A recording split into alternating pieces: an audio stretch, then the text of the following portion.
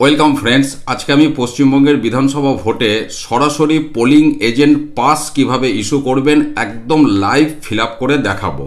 তো তার আগে আপনারা দুটো প্রশ্ন করেন, সেটা হচ্ছে যে এজেন্ট পাস প্রার্থী পিছু এজেন্টদের কটা করে দেব, বা এজেন্টরাও অনেক সময় বুথে এসে সকালবেলায় বলে যে রিলিভার এজেন্ট, সে তখন বলে স্যার আমি যখন আসবো আমি তাহলে কি বলে দেখাবো, কি দেখিয়ে আমি ঢুকবো। তো তখন আপনি বলবেন যে তাহলে এই যে এখন আপনারা এলেন, এখন আপনারা কি দেখিয়ে এলেন। তো এবার বিষয়টা হচ্ছে, দেখুন, সেন্ট্রাল ফোর্সের যারা কর্মীরা থাকেন, স্টাফ যারা থাকে, তারা আমার আপনার থেকে অনেক বেশি ভোটের ডিউটি করে গোটা দেশ জুড়ে। কাজে তারাও জানে যে এজেন্টরা আসে, এজেন্ট বললে ছেড়ে দেয়। তো আপনিও বলবেন যে এজেন্ট বললে আপনাদেরকে ছেড়ে দেবে, একটাই পাসে প্রার্থী পিছু একটাই পাস ইস্যু করব, বা সেটাই নিয়ম। তা সত্ত্বেও যদি দেখেন পরিস্থিতি সামাল দেওয়া যাচ্ছে না, সেক্ষেত্রে যদি আপনার কাছে বেশি এজেন্ট পাস থাকে, আপনি দেখে নেবেন কতগুলো ক্যান্ডিডেটের এজেন্ট আসছে, মোট কত এজেন্ট হচ্ছে। যদি সবাইকে পাস ইস্যু করা সম্ভব হয় এবং যদি পরিস্থিতি সামাল দিতে না পারেন, তখন প্রত্যেক এজেন্টকে একটা করে পাস ইস্যু করতে পারেন, কিন্তু এটা নিয়ম নয়, না করলেও চলবে। এটা আমি প্রথমেই বলে রাখি। তো এবারে দেখুন, এই এজেন্ট পাস আগের দিনে কতটা ফিল আপ করে রাখবেন। প্রথম কথা হচ্ছে, একটা ডিস্টিংগুইশিং মার্ক আগে এখানটা দিয়ে দেবেন সুন্দর করে। এই জায়গাটা আমি দেখাচ্ছি, এই যে ডিস্টিংগুইশিং মার্ক, একটা ডিস্টিংগুইশিং মার্ক এখানে দিয়ে দিলাম। প্রিজাইডিং অফিসার এখানে সইটা করে রাখবেন আগের দিন। এবারে আপনি দেখে নেবেন আপনার বুথে ক্যান্ডিডেট মোটামুটি কোন কোন দলের এজেন্ট আসতে পারে, সেই কটা দলের আপনি ক্যান্ডিডেটের নাম এখানে লিখে রাখতে পারেন, কোনো অসুবিধা নেই।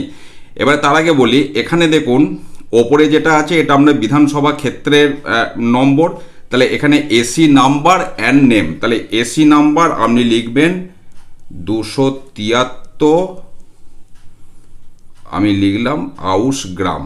আচ্ছা, ক্যান্ডিডেটের নাম, পোলিং স্টেশন, এই যে 126টা হচ্ছে আপনার পোলিং স্টেশনের নম্বর। তাহলে আমরা ধরুন পোলিং স্টেশনের নাম হচ্ছে বেঙ্গল এইচএস স্কুল। আপনি পোলিং স্টেশন নম্বর এবং নাম লিখে দিলেন।